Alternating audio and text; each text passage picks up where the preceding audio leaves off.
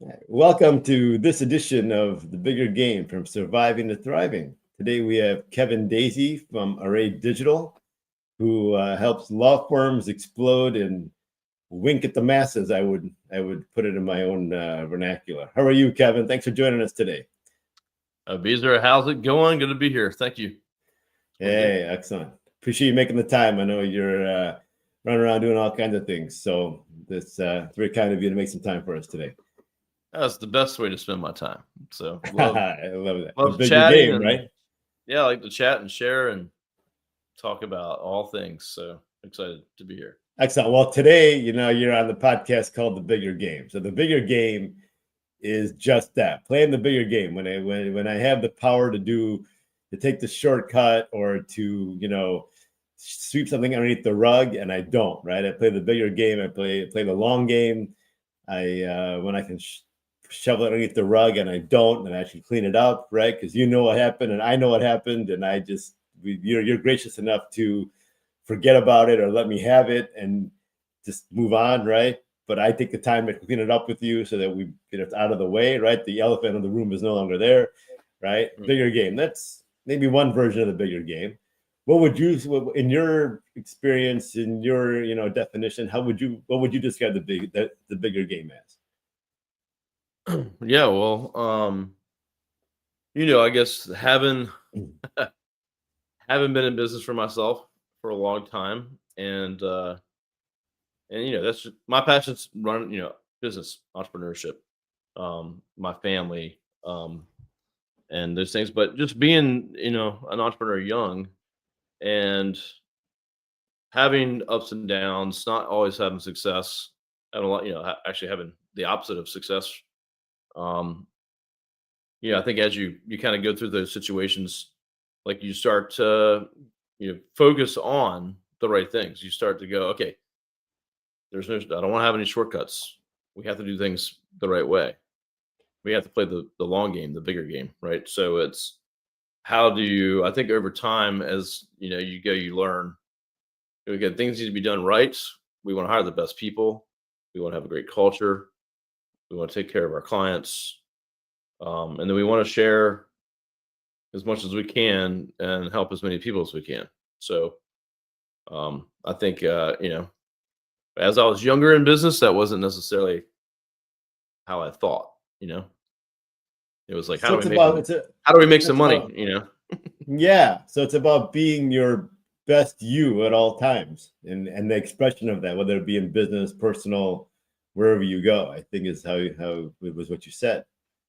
Yeah, and am I the best at that? I don't think so. Not even close.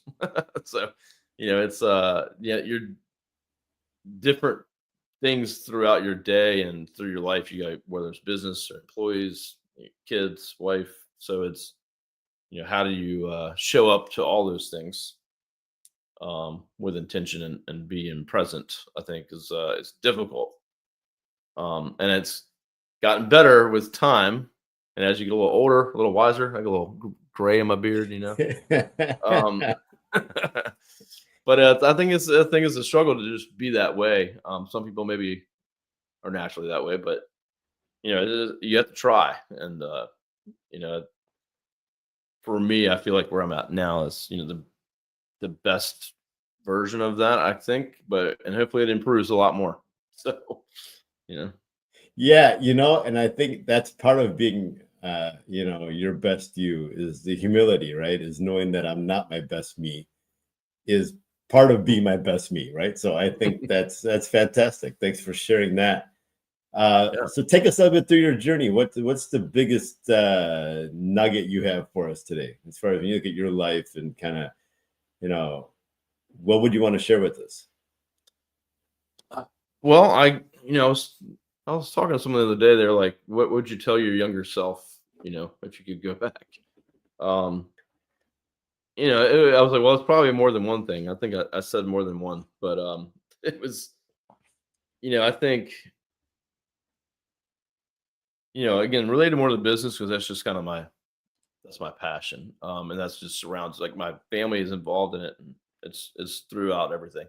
But looking back, I think I would have set bigger goals And also I would have listened to a lot more people. I would have turned to more people, instead of trying to do everything yourself and figure it out. I think, as an entrepreneur, you're trying to prove something or figure things out yourself. And the one secret has been, just surround yourself with others that are either on the same journey or have already done what you're trying to accomplish at the time. And they're all very open to share everything. So the shortcut to me is, a mastermind group or a group of peers, or so, other folks that are trying to, have the same goals, or success or whatever it may be. So if I'm the smartest guy in the room, I better find another room, right? That's right, 100%. And and even if you're in a room full of people that are below you in whatever thing you're trying to do, you just need that support and others to just be a sounding board and just share things that you go, oh, like you said, that nugget. Like everything you go to a conference or a podcast or read a book, it's like, what's the one thing that could change your current situation? That aha moment. Oh, I didn't know you could do that. This could be with tax savings or, company operations or whatever. There's so much to figure out, and learn. It's and there's all the information is out there. So it's, I wish I would have surrounded myself with people and joined a group or a mastermind way earlier than I did. So the shortcut isn't necessarily taking a moral shortcut, right? It's actually opening yourself up to being available to other people and to other ideas, and 100%. assuming that I don't have all the answers. I've been looking everywhere for them, looking under every rock, every crevice, every conversation, every person I run into, to see what there is to glean from that. Yeah, and I think obviously just sharing whatever you can, because you're gonna get all that back, right? So, um, and if you want to run a proper business, right, you have to get a lot of things right, and you can't shortcut anything. So yeah, my shortcut, if you want to call it that, is to surround yourself with others that, again, are on the similar path or they're beyond you, right? Mentors, whatever. The shortcut is just learning those things more quickly and putting them in place, And the shortcut's anything. and the shortcut's also doing it right? Yeah, doing it right the first time rather than taking the shortcut. That's a shortcut. every time I've done a shortcut or trying to move things fast or whatever, it's always going back to doing it right. And so you wasted more time technically by doing the shortcut. Yeah, the shortcut, do it right the first time. Yeah, I love that. So tell us, you mentioned several things. So that's one thing. What else? What else would you tell your younger self? Well, the one was just, I think setting bigger goals and, having a bigger belief in what is possible. And I know for sure, like I got one of the stories I had a client, actually. I met a gentleman, but he became a client, and we were doing websites and some stuff for their company. And they had this little logo that they wanted added on the bottom of the footer of the website. So I'm over at their office meeting with them. They're a government contracting company, doing like defense type stuff. And the owner, older guy, nice. He's like, I want to add this logo at the bottom. And I was like, well, what does that logo mean? And it was EO, the letters EO, and it was Entrepreneurs Organization, which is a mastermind group that's global. And I was like, oh, well, what's that? He's like, well, it's this group I'm part of, and I want to show that I'm part of this group on the website. It's like, cool. I was like, well, what do you got to do to get in the group? He's like, well, you have to do $1 million per year in revenue, and you have to be the owner or the president of that company. And I was just like, whoa, that's insane. I think at the time I was on like $100,000 per year as a company, just as a sole employee, basically, maybe with. And so the thought of going, 9 times that it just seemed like not possible. So, and he was like, "Oh, Kevin, you'll be there in a few years max, no problem." And I just was like, "Okay, whatever," so it just seemed like, so far away. And so fast forward to, 2017. This was back in like probably 2010 or 2013. I'm not sure, something like that.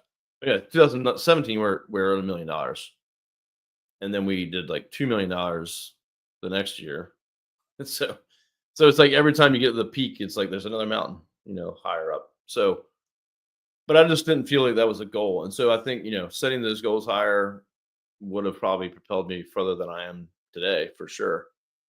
Um, so that's another big thing that I would tell myself. So, Self-limiting beliefs. Yeah. oh, You know, 100%. Yeah. how many self-limiting beliefs do I have, and how does it hold me back? And how many am I not even aware of? Right. I Well, think yeah, it 'cause comes down if to, you think of $1 million, you're like, okay, well, like, what is, you're thinking about all the other things, like not just the money, but how many websites would they have to do? But I have to have people and infrastructure and an office, and so you're just like, yeah, there's no way. And now yeah. I think now we're over 55 employees, and you know, evaluation we're, you know, 10, 15 million or something like that. So it's, it's, there's always something as you get to the top of the one goal, and it's like, wait a minute, what's that over there? So when you look at the future now from here, what challenges do you see coming up there? Well, AI is a big player. We do marketing, SEO, websites. Um, so obviously AI is a threat, but we're leveraging it and we're leaning into it, instead of being concerned about it. So we actually surveyed all my people, on a company meeting, so like 50 plus people, anonymous, about AI. Do you think it's going to help you? Do we think it's going to take your job? Or there's a couple different answers, and luckily all my people said we're excited because we think it's going to help us be better. Um, and we really thought that everyone would say, a lot of people would say that it could take their job. So, um, and that's the kind of company that we want to be, right? I want my people to be innovative. How can we use it, leverage it, and get better? If they're worried about it taking their job, then they might not be in the right place. So, there's things like that. AI is going to be a big thing. Um, ChatGPT is coming out with its own search, like a browser. Right now, Atlas. Yeah. yeah. Yeah. So right now, Google is kind of like where we live, and that's changing, right? Instagram has search capabilities, and all these platforms want you to stay on their platform. So if I could find your coaching program or an attorney through Instagram, and I could search there, then they're basically, their own search engine. So it's going to be interesting to see like all these big companies battling things out, and we're just going to have my companies are going to have to just pivot and move along with it. So Yeah, and like everything else in life, as you mentioned, business is your thing. It's like, all these disruptions or challenges are just masked as masked opportunities, right? if you don't look at them that way, then you're definitely going to be left behind. So just like I talk to attorneys all the time that own their own law firms that don't want to use AI or don't even want to touch it. It's like if you don't, like, all these other law firms are going to outprice you because you're hiring associate attorneys to do work that AI can do in 5 seconds. So you're going to have to figure out a way to be faster and better. The clients want that savings passed on to them, or they'll go hire someone else. So everyone's going to have to, you know, figure out how they're going to use it and be better for the clients they have. What personal challenges do you see coming up as you take your company and your life to the next level? What personal challenges you see coming up? Um, you mean I don't know.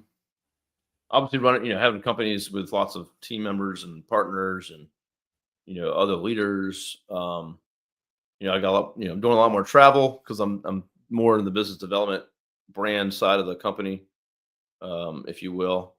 So, a lot more travel. My kids are 14 and 12, so that'll, impact some of the family time and trips and things like that. So, just trying to balance that, but I'm hopeful. We're in just a much better position as a company that, um, I feel it's better than it's ever been as far as flexibility and you know those things that I can do, things that I can afford. My kids want to work for me and stuff like that. We'll see how that goes, but so I'm hopeful that there's going to be more opportunities and less challenges. Excellent. Yeah, I think it comes down to harmony versus balance, right? Yeah. Balance seems to be one or the other. Harmony seems to be how do I spin all the plates all at the same time? How do I spin the family plate, the business plate? How do I, and all the other ones that are spinning as well? How do I keep them all spinning at the same time, right? I think Yeah. I it's mean, more a lot of people I've cohesive. talked to, a lot of people I've been talking to, like they don't like life work life balance. There's one, I forgot who said this, but it's the work life rhythm. I've heard a Yeah, couple different versions, something like that. But yeah, I mean, my companies are my life, and they are very tied to my personal life. So it's for me, it's there's no difference. I mean, as far as like, all right, I'm at work, I'm not at work. Um, it's just all kind of entwined at this point. But yeah, and I like to talk about that stuff with my kids. Business and money and taxes and all that good stuff. So hopefully they'll understand a lot better well, than I did. that's probably why they want to work for you. I told them they got an interview with my managers, not me. So Yeah, that's interesting. There's a lot of family businesses out there, uh, you know, and that's always a constant conversation, right? How do I do best by my kids, integrating them into the business? You must have thought about this a little bit. Do you have any thoughts on this that you'd like to share? I mean, so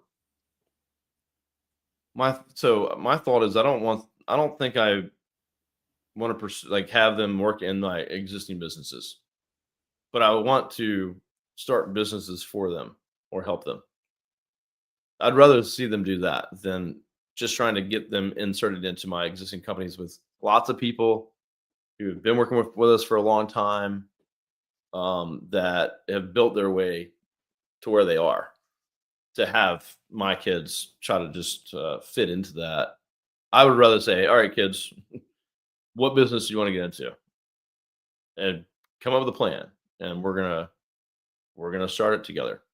I don't want any equity. I'll help you make it work, right? So I'd rather see that than trying to just have them work at the family business, if you will. So What are the key um, like key points in that, right? Like there's a reason why you would do that. What are some of the priorities and some of the gotchas and some of that you foresee um, as you navigate? Because obviously every day is going to be different. As the path unfurls, it's gonna go left, go right. It's gonna go how it goes, right? We don't know how it's gonna go, but there's probably some points or some vision you carry about how that happens. So I'd love to learn more about that if you're even to share about that. yeah, and I'm just talking out loud as I go. But for one, it's like, hey, my kids, they both have like straight A's. They're really good at school. Um, I can see my son not want to go to college at all. He doesn't like school. He just does well in it if he has to. Um, and I think my thing is, if you don't know why you want to go to college or you don't really have a good plan, I'd rather help you start a business. if you want to go to college and then start a business, or my daughter might just want to go to college and go do something completely different. So I think I just want to have the options on the table and have them being able to make a decision for themselves. The selfish side of me is I love business, so if I get to start another business, give me a reason to do it, right? So, um, and I think, and most of my business success is not because of me; it's my business partner and other people in my business. So it's I can talk about business, I can share everything that you should do to build a multiple seven-figure businesses, but so I feel like I have the structure, the systems, the culture aspects of building a good company. Um, so I feel like if they had the desire to do it, I'm all in, 100%.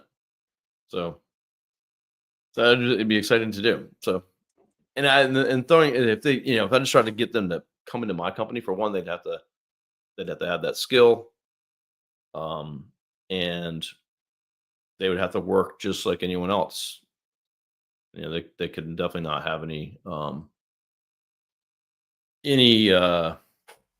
privilege or something separate than anyone else. So I'd rather just keep that separate and start something fresh. Excellent. So you don't really see college anymore in 2025, 2026. You don't see college anymore as a necessity. I mean, I, at I least know in I our know I have patch, when a I grew up. Yeah. yeah, well, I know I have a Virginia Tech shirt on. This is my wife went to Virginia Tech. I did not. My business partner went to Virginia Tech. Um, I went to a trade school and did engineering. I ended up doing computer aided drafting. I went to work for an engineering firm in civil engineering. But I only got an associate's degree, and I was working underneath engineers to get up to get my PE, which I never did. I quit that job when I was 23 and started my own company. Knowing what I know now, I would have gone right from high school to just starting my own company and skipped the whole because I didn't know what I wanted to do for college, and so I just kind of made a rash decision to go to a a trade school, if you will. No college football team and all that kind of stuff, no campus. So for me, I felt like it was a step, but it was kind of a wasted, step. It was a waste of time, but I didn't know what I didn't know. So if my kids were in that same position, I would say don't go to college because it's gonna be money you're gonna spend and an education that you probably won't get you anywhere. And if you want to be a doctor or lawyer or something like that, absolutely, you have to go to school. So it's do they have a plan or not? It's now college is an experience on its own, which is I wish I had. I didn't have that part. So I just want to know if they have a plan. If they're not really sure and they don't want to go, then I'm definitely not gonna force them to. So I think the key point you're making here is the plan, right? So it's got to have a plausible plan that has some semblance of it being thought out. I think is where you're headed. Yeah, I mean, if you would like, yeah, I'm gonna go get like I had an art scholarship because I draw and paint and all kinds of stuff. But what was I going to do with an art scholarship? I have no clue. If I went and got an art degree, right? So it's just like if my kids were like, I want to be a veterinarian. Okay, well that's a clear path, right? And that's not a bad way to go. But if they're like, I want to run a business, dad, like I want to be an entrepreneur, 100%.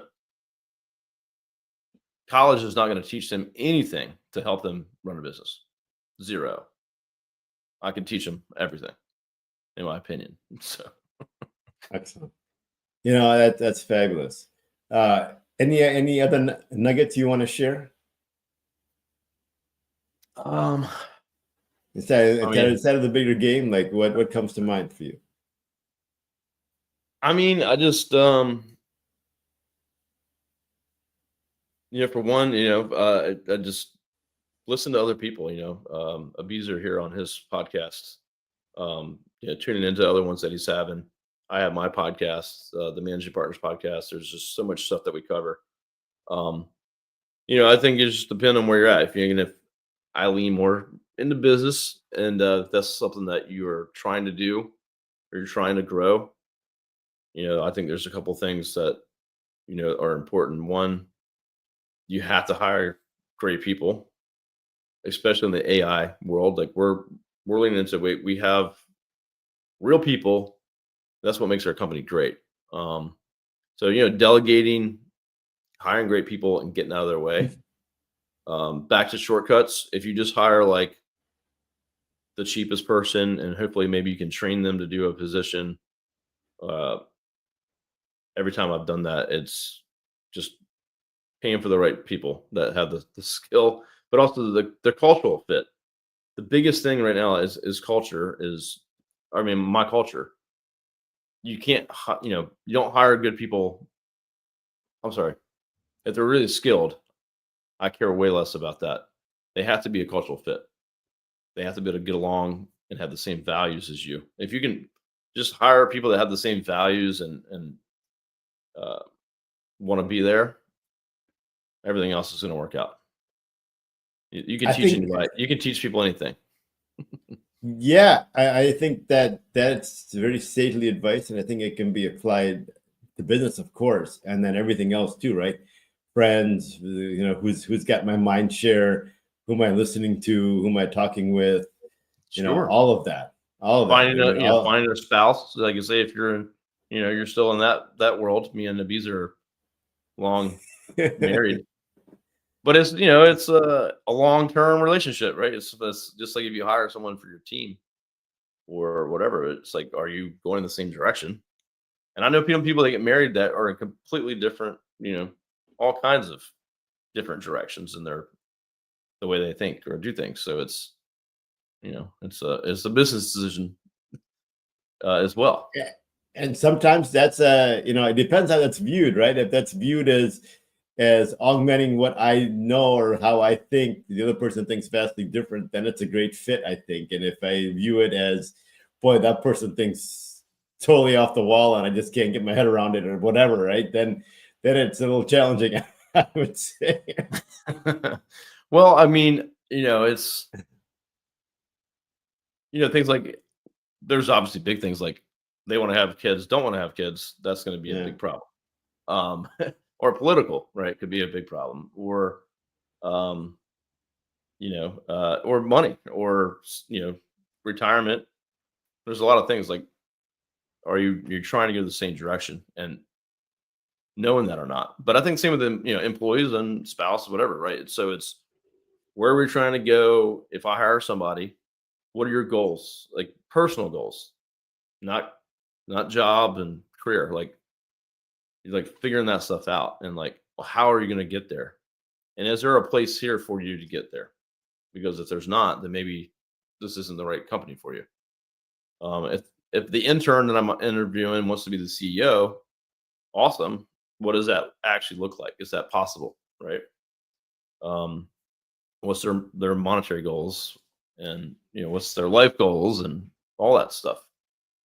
So Comes down to values, goals, cultural fit, right? All those pieces fit together, and as probably the biggest priority. And then it's a foundation. Everything else comes from there, right? The skills, the training, all of it can be done. But the foundation's off, then that's a rough go, I think. But I think when you're in the middle of like starting a new company, or just like you're kind of learning. Like when I was younger, you're not you're not trying to figure all that stuff out. You're just trying to find someone that will show up and do the work.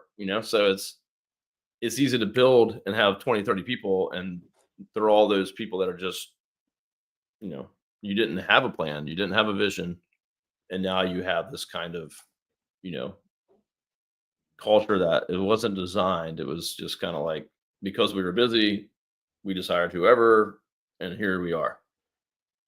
To step back and set those things in place, and then go, okay, now we're going to take it serious, and we're going to do this intentionally. It's a lot harder way to do things as an entrepreneur. It's like, that's like a lot of things I got to think about, a lot of things I got to put in place. Like I just want to have people show up to work. Well, they don't want to show up to work if those other things don't exist. That's huge. Yeah, if the culture isn't a fit, if they're not inspired to be there, if they don't feel valued, if their values don't align, who's coming to work? That I think a lot of that comes down to what we're seeing, right? The things we've seen in the recent past, Great Resignation, this, that, all that stuff, right? I think a lot of that comes from that lack of cultural and value fit.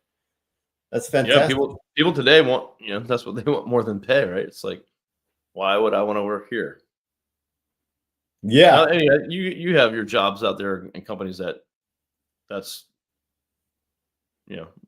there's some jobs out there. Yeah, you just need someone that needs to do this job, and that's different than what I'm talking about. But still, no matter what it is, if it's a HVAC company or whatever, you need to put those things in place. They just need to exist. If you want to keep people, they have to see like how they fit, what's the path, what their future looks like there. And if you're not growing all the time, then you can't continue to build that. Then you're limiting their future. Or then you have that up front, right? That we're going to take you this far, and then we'll help you find the next role somewhere else or whatever it looks like. There's some understanding of what's happening instead of having to make it ambiguous or an unknown. So I think that's where most of the head trash comes in, right? When I don't know something, I make it up, right? As I go. And to me, as an entrepreneur, it's like always moving, always growing, always got more stuff. Not everyone wants to be like that. So some folks like to be at a small mom and pop company that never grows, that just kind of, and then that's fine. But if that's what they want, then that's, and I've seen people, I've had the same assistant or a receptionist for 25 years, it's like, and they're just a small little office or whatever, and that's fine. Maybe that's why they're there. Excellent. Yeah. Lay it out. Yeah, lay it out, and it takes communicate it, and it takes all kinds to make the thing move, right? For the engine to go, it takes all kinds of components, so all kinds of people. Yeah, fantastic. Is there anything you want to leave us with? I think that was a pretty good wrap up. Was there anything else you want to leave us with at the end here as you wrap this up? No, I would just say, I think what we were talking about at the beginning, Beezer was saying, just the bigger picture, right? So not sweeping things under the rug, doing things the right way, not taking the shortcuts. And I would say tune into Beezer more often. Well, that's very kind of you. Thanks, Kevin. Is there if people want to talk to you further or want to riff with you a little bit more, how can they contact you?